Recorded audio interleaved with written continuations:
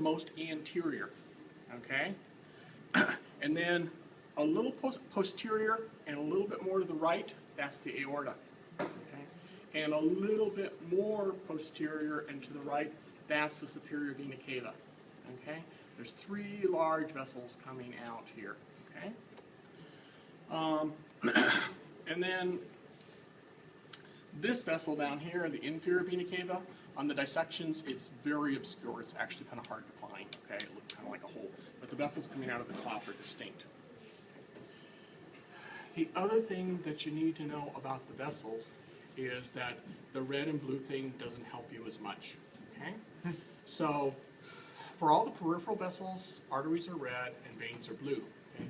But red and blue doesn't really mean arteries and veins, okay? What it really means, red means oxygenated blood, and blue means deoxygenated blood, okay?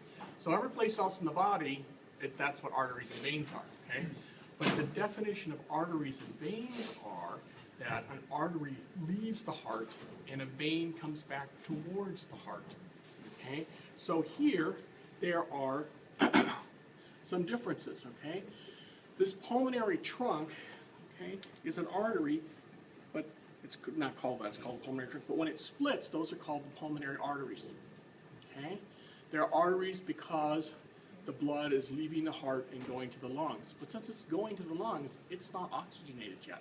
That's why this is blue, okay? The aorta, no problem, is an artery, it's red, okay? Vena cava, no problem, it's blue, it is a vein. Okay. The other structures are, there's 4 smaller blood vessels on the back here. Okay? These are red, but they're veins. They're the pulmonary veins. These are the blood vessels coming back from the lungs. So the blood is oxygenated, but they're veins because they're coming into the heart. Okay? So those 2 are exceptions. They're not the color that you're expecting. Okay? All right. And then also on the surface of the heart, I told you there's our sulci, and a sulcus is the same thing as a little groove. So the model doesn't show, so this is the anterior interventricular sulcus. Okay, it's on the front between 2 ventricles.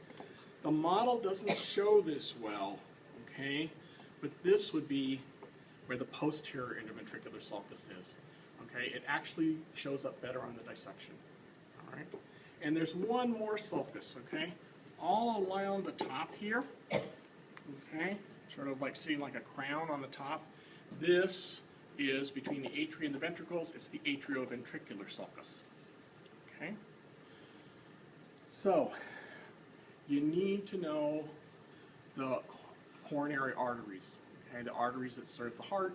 This is because almost always when you're talking about heart disease, what you're talking about is damage to these arteries, okay? For the most part, the heart's a muscle, there's not that much to go wrong, but the blood circulation does get damaged. Okay? All right, so what you have is a right and a left coronary artery. Okay? So there, okay, that's the left coronary artery. Okay? It's leaving the aorta. Okay, all the arteries are going to leave the aorta. Okay? And immediately, notice that it immediately splits. Okay? So this branch goes down into the anterior interventricular sulcus. So it's the anterior interventricular artery. Okay. This branch kind of wraps around most of the heart. Okay, it sort of forms like about a half circle. So it's called circumflex, like a circle. Okay. Okay. So the left splits to form anterior interventricular and the circumflex. Okay. The right, okay, is much longer. Okay, this is all considered to be the right, and the right is considered to just give off 2 branches. So there's one branch, kind of small. It's the only one of these that's kind of small. That's the marginal.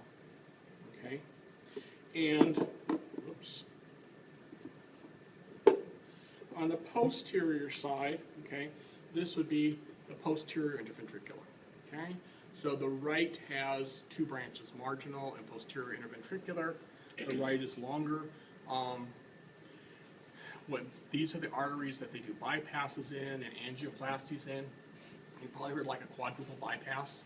Okay, that's the 4 arteries. Sometimes because the right is so long, it gets one too, so once in a while you have a quintuple bypass, but, you know, usually a quadruple is about as far as people go. Okay?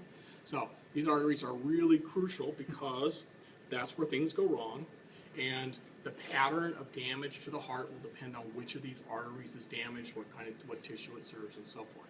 So that's where they're looking for damages first within the arteries? Yeah, it doesn't matter. Oftentimes when you look at like an EKG, okay, you know, like EKGs are like 12 leads, of course. So you really get a view of different parts of the heart. That's what you're looking at, is the electrical signal traveling through different parts of the heart.